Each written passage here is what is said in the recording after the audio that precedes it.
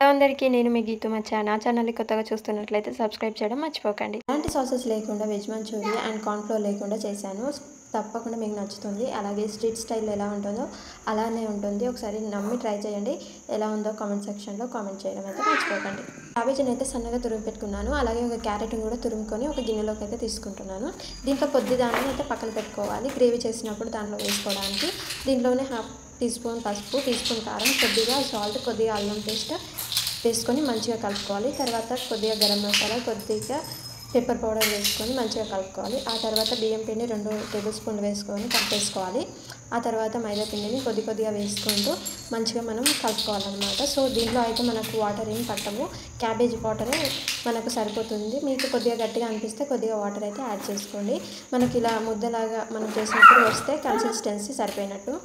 నేనైతే పక్కన పెట్టేసుకోవాలి. ఆ తర్వాత ఒక మిక్సీ గిన్నె తీసుకొని మీడియం సైజు పండిన టమాటాని తీసుకొని చిన్న ముక్కలుగా కట్ చేసి మెత్తని పేస్ట్ లాగా రెడీ చేసి ఇది కూడా పక్కన పెట్టుకోవాలి. ఆ తర్వాత డీప్ ఫ్రైకి ఆయిల్ పెట్టుకొని మంచిగా హీట్ అయ్యాక రౌండ్ బాల్స్ లాగా అన్నిటిని అయితే వేసుకొని మంచిగా ఫ్రై అయితే చేసుకోవాలి. మనం ఇక్కడైతే ఎలాంటి సాసెస్ లేకుండా టమాటా గ్రేవీతోటే మనమైతే చేస్తున్నాం కాబట్టి మన ఇంట్లో ఉన్న వాటితోటి చేసుకోవచ్చు. సో ఎప్పుడైనా మనకు తినాలనిపించినప్పుడు వెంటనే చేసేసుకోవచ్చు అనమాట.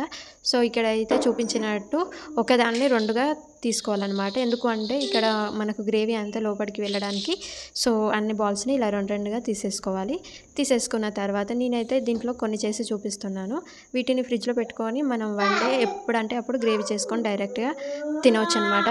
గ్రేవీ కోసం అయితే ప్యాన్ తీసుకోవాలి. ప్యాన్లో కొద్దిగా ఆయిల్ వేసుకొని 3 వెల్లుల్లి సన్నగా తరిగి పెట్టుకున్నవి, అలాగే సన్నగా కట్ చేసుకున్న పచ్చిమిర్చి అండ్ మీడియం సైజ్ ఆనియన్ వేసుకొని కొద్దిగా కరివేపాకు వేసుకొని కలుపుకోవాలి. ఇదంతా హై ఫ్లేమ్లోనే చేసుకోవాలి.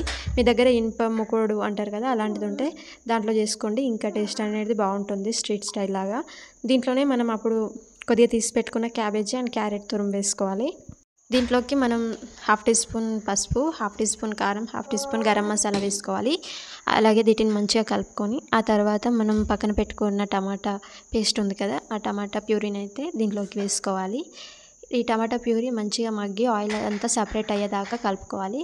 ఆయిల్ సపరేట్ అయ్యాక 2 టీ స్పూన్ల మైదాని వేసుకొని దాంట్లో వాటర్ యాడ్ చేసి ఎలాంటి లంప్స్ లేకుండా చూసుకొని దీంట్లోకి అయితే యాడ్ చేసుకోవాలి. అది కొద్దిగా దగ్గర పడ్డాక మన మంచూరియన్ బాల్స్ ఉన్నాయి కదా, వాటిని అయితే దీంట్లో వేసుకొని మంచిగా కలుపుకోవాలి. లాస్ట్లో అయితే కొత్తిమీర వేసేసుకొని సర్వ్ చేసుకుంటే మనకు వెజ్ మంచూరియా అయితే రెడీ అవుతుంది. ఇది ఎలాంటి సాసెస్ లేకుండా హెల్తీ ప్రాసెస్లో ఇంట్లోనే చేసుకోవచ్చు అనమాట. మీరు కూడా తప్పకుండా ట్రై చేయండి. అండ్ ఎలా వచ్చిందో కామెంట్ సెక్షన్లో కామెంట్ చేయడం అయితే మర్చిపోకండి. అండ్ పక్కా మీకైతే నచ్చుతుంది. అండ్ ఒకసారి అయితే మీ ఇంట్లో వాళ్ళకి చేసి పెట్టండి. కనుక నచ్చినట్లయితే సబ్స్క్రైబ్ చేయడం అయితే మర్చిపోకండి.